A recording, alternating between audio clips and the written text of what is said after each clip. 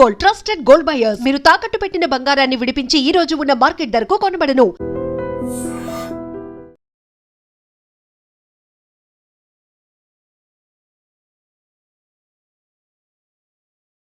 మందడి కృష్ణారెడ్డి గారు, బలూచిస్తాన్ ఒక ప్రకటన చేసింది సార్. ఇవాల్టి నుంచి మేము స్వతంత్ర దేశంగా ఉన్నాం. యాక్చువల్గా పాకిస్తాన్లో అంతర్భాగం బలూచిస్తాన్. మరి ఈ ప్రకటన చేసింది, దీని తర్వాత నిజంగా వాళ్ళు ఒక ఇండిపెండెంట్ కంట్రీగా మారిపోయారా? అది సాధ్యమయ్యే పనేనా? ఇంకొంతమంది కొంత ప్రచారం చేస్తున్నారు సోషల్ మీడియాలో, బలూచిస్తాన్కి ధైర్యం ఎక్కడి నుంచి వచ్చింది, వెనకాల భారతదేశం ఏమైనా ఉందా? సో ఇలాంటి డౌట్స్ కూడా కొంతమంది సోషల్ మీడియా వేదికగా మాట్లాడుతూ ఉన్నారు.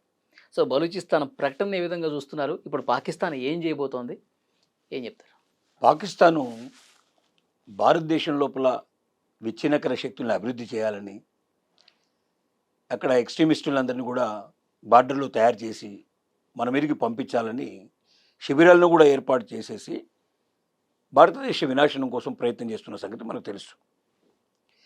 కానీ ఇప్పుడు చెడపకురా చెడిదవు అనేటువంటి మాటకి అర్థంగా ఉండేట్టుగా పాకిస్తాన్కు రెండు భయంకరమైనటువంటి సమస్యలు వెంటాడేటువంటి పరిస్థితి ఏర్పడింది. ఒక సమస్య ఆ దేశంలో అంతర్భాగంగా ఉన్నటువంటి బెలూచిస్తాన్. బెలూచిస్తాన్ చాలా సుసంపన్నమైన ప్లేస్, విపరీతమైనటువంటి మినరల్స్, అన్ని ఖనిజ సంపద, అది రేరెస్ట్ అండ్ రేర్ మినరల్స్ విపరీతంగా దొరుకుతాయి అక్కడ. అంటే ఇప్పుడు చిప్స్ తయారు చేయడానికి వీలైనటువంటి లాంటివి చాలా అరుదైన ఖనిజాలు. ఇవి ఖనిజ సంపదలో నిండి ఉన్నటువంటి ఏరియా.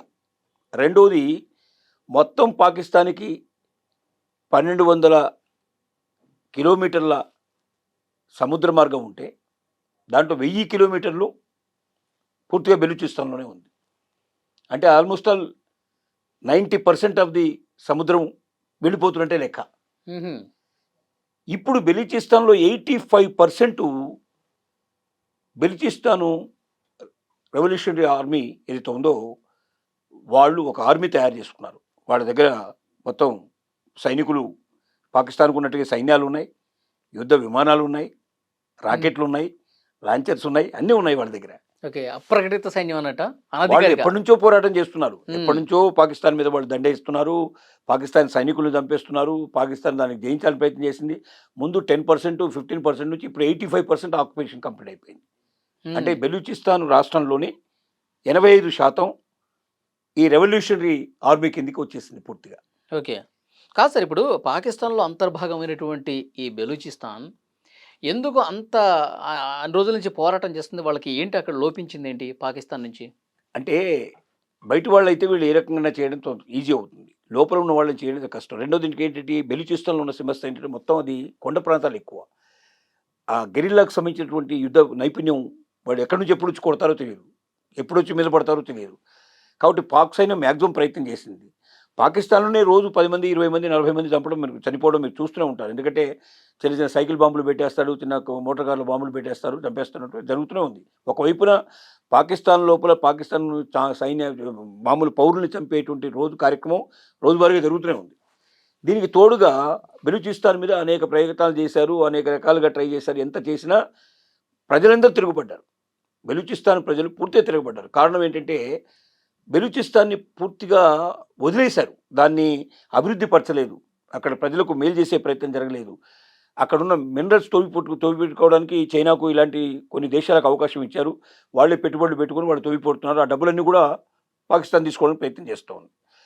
మా సంపదనంతా దోచుకుపోతున్నారు, మాకు ఏ రకంగా మేలు చేయడం లేదు, మాకు కనీస అవసరాలు తీర్చడం లేదు, మమ్మల్ని పూర్తిగా సెకండ్ గ్రేడ్ పౌరుల కింద ట్రీట్ చేసే పరిస్థితి ఏర్పడుతుందని వాళ్ళందరూ కూడా తిరగబడ్డారు. అంటే అక్కడ ఉన్న వనరుల్ని ఇచ్చేస్తున్నారు, విదేశాలకి సొమ్ము చేసుకుంటున్నారు, అభివృద్ధి మాత్రం నిల్లు లేదు, ఏమీ లేదు.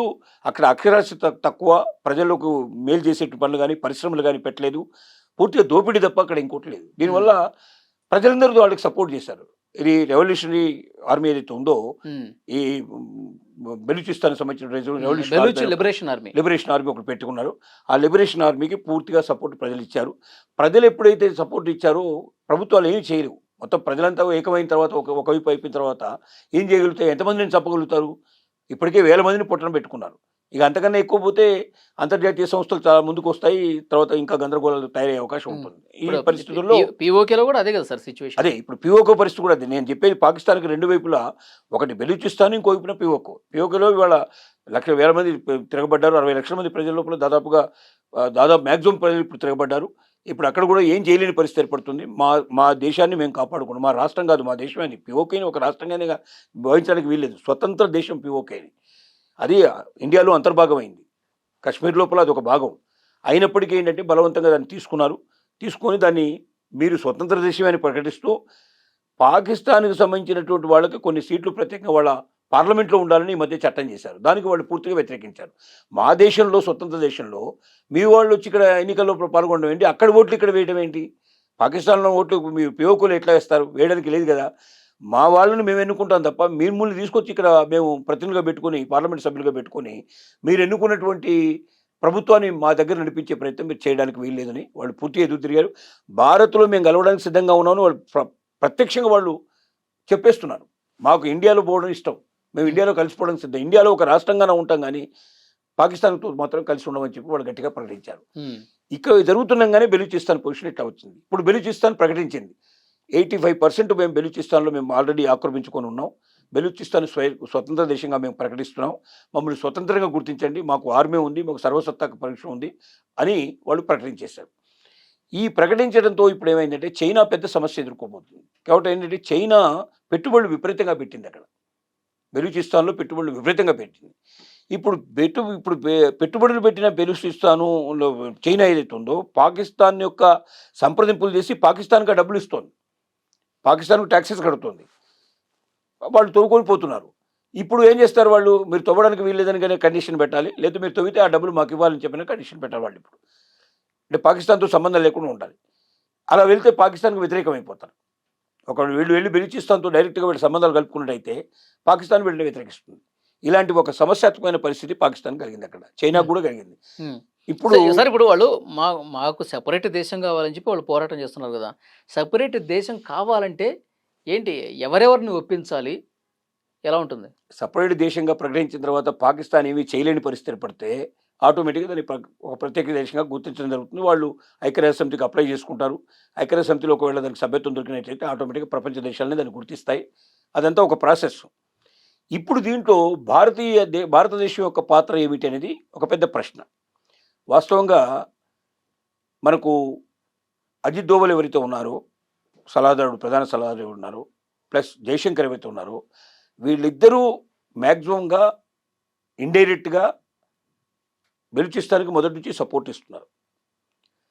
కొన్ని ఆయుధాలు కూడా వాళ్ళకి సప్లై అయ్యేటట్టుగా చేస్తున్నట్టుగా ఒక అనుమానం కూడా ఉంది డెఫినెట్గా భారతదేశం. ఎందుకంటే భారతదేశాన్ని నాశనం చేయాలని పాకిస్తాన్ ఎప్పుడైతే ప్రయత్నాలు చేసిందో, ఎప్పుడూ మనకు సంవత్సరంలో 2 సార్లు 4 సార్లు సైన్యాన్ని చంపడం పాకిస్తాన్లో రోజు వీళ్ళ కోసం వెతకడం అనేది సహజంగా జరుగుతున్న విషయం మనకు తెలుసు.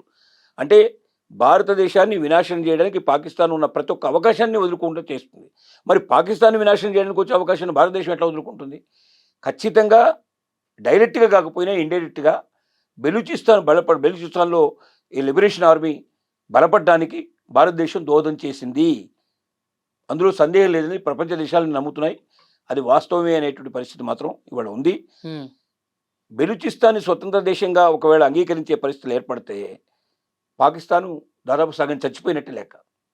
అంటే దేశంలో అంతర్భాగమే వెళ్ళిపోయిన తర్వాత ఒక రాష్ట్రం ఉన్నవే 3-4 రాష్ట్రాలు అక్కడ ఉన్నాయి, 4 రాష్ట్రాలు 5 రాష్ట్రాలకి వెళ్ళలేదు.